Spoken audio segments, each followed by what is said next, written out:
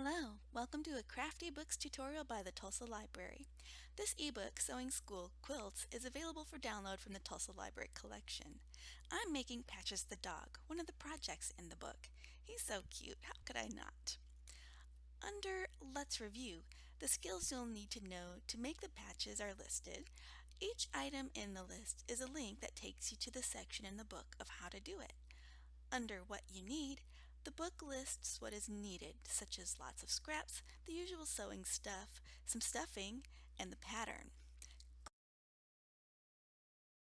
Clicking pattern pieces on this page will take you to the pattern section of the book.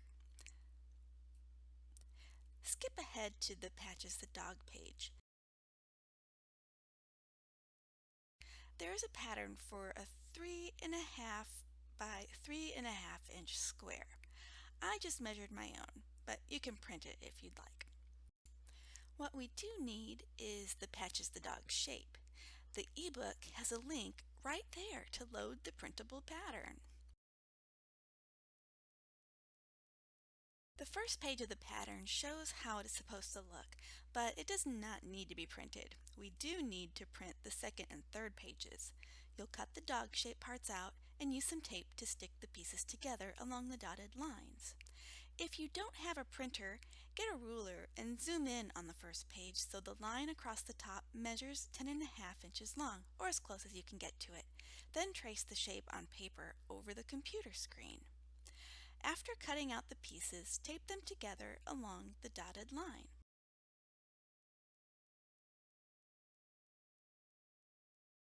Here is a 3.5 inch by 3.5 inch square I'll use to measure squares to cut from my scraps. I place the square on the back or the wrong side of the fabric and trace it. I was lucky to have a nice corner of fabric to work with.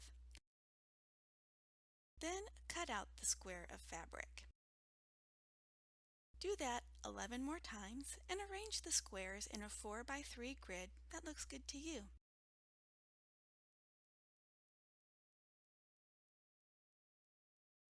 Then sew the squares together row by row. Put the right sides or fronts of the fabrics together and sew a 1/4 inch seam along the edge of the squares, wrong sides showing out.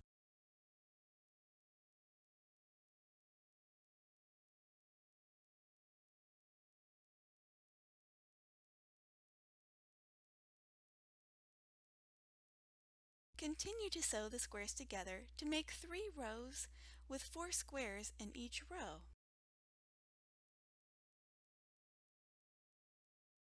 Then iron the seams so the fabric lays a little flatter. Iron all 3 rows. If you don't have an iron, press along the seams with your finger. Before sewing the rows together, trim off any bit sticking out. Give yourself a nice straight edge to sew. It's as simple as that.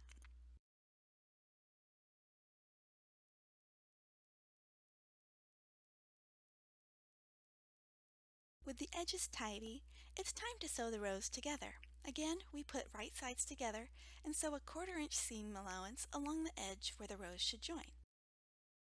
Use straight pins to pin the 2 pieces in place.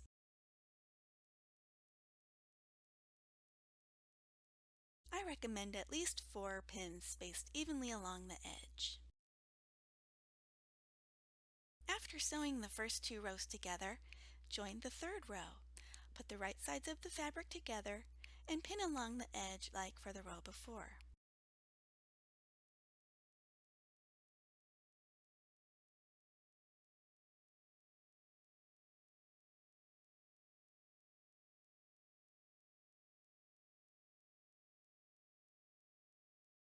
After joining the 3rd row, the patchwork part of Patches the Dog is just about finished. The seams just need to be ironed. You may see where some of the seams don't quite meet, like some of mine. That's okay. It's still going to look great.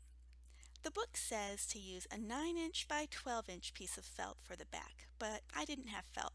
I'm using a piece of fabric instead. After I figure out which side is the wrong side, I put the wrong side facing up, so the wrong side is showing and the nice side is down. Then I place the patchwork piece on top with the right side facing up.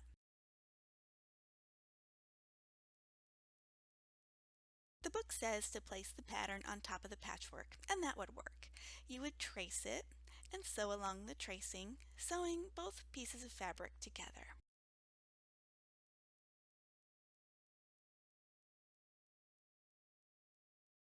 But I'm tracing it on the back fabric because it's much less lumpy. I trace on the right side of the fabric.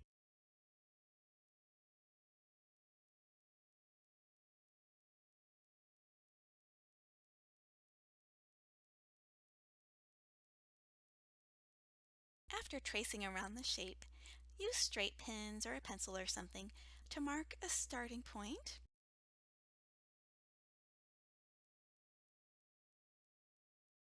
and a stopping point, leaving a space in between them where the stuffing goes in. The book says to put the space on the dog's back, but I like it in a less visible area because my hand sewing skills are not great. Now place the tracing on top of the patchwork. The fabric should be wrong sides together with the right sides facing out. Start sewing at one marker and stop sewing at the other marker. Backstitch at these markers. Pin the two pieces of fabric together. Not many pins are needed, just a few to keep the fabric in place. When sewing a curve, stop the machine with the needle down in the fabric, lift the presser foot, and turn the fabric a little. Put the presser foot back down and continue. Sewing a corner is the same. Stop at the corner with the needle down in the fabric, lift the presser foot, turn the fabric, put the presser foot back down, and continue.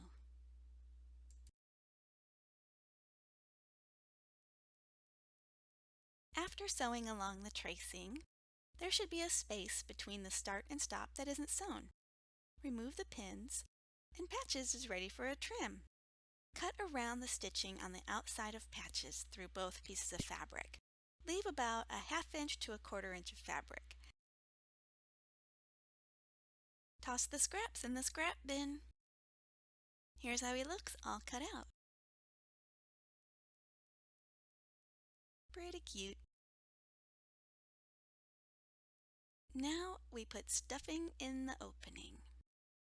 I didn't have any of the regular kind of stuffing. I looked around the house for a substitute and I found a bundle of soft yarn. Get the stuffing into all the areas, the head, tail, and feet. The yarn wasn't enough. I also found this sweater that was accidentally put through the wash. I cut pieces of that to finish stuffing the dog. He's all stuffed. Now we close up the hole. It should be hand sewn using a needle and thread. The book has good directions on how to hand sew. It says cut an arm length of thread. It shows how to tie a knot, how to get the thread into the needle. It also shows how to sew a whip stitch to close an opening. Just what we need. I tie knots by wrapping the thread around my pinky, rolling it off my finger, and pulling it tight, a method I learned from my mom. Now I'm ready to sew. I like to start on the inside so the knot is hidden. You might find it helpful to pin the opening closed like I did. Okay, now I'm really ready to sew.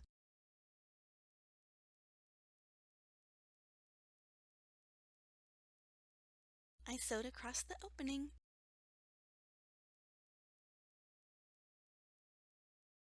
It's not perfect, but it's finished. I got a little extra with some pinking shears. They're like scissors, but they have little zigzag teeth that make a zigzag cut.